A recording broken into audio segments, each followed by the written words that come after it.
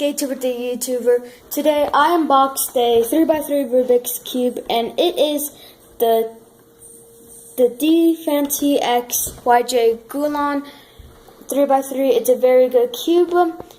I unboxed it today, and I got a new personal best when I solved it, which was 42 seconds.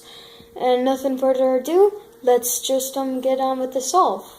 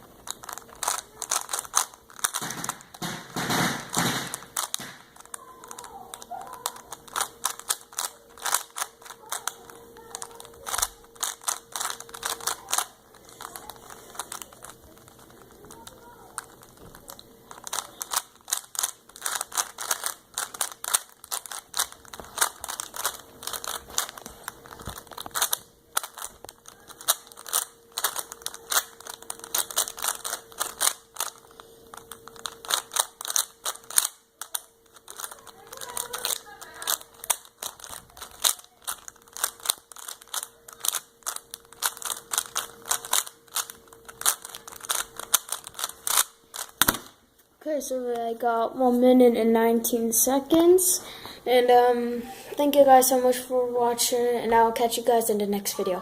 Bye bye.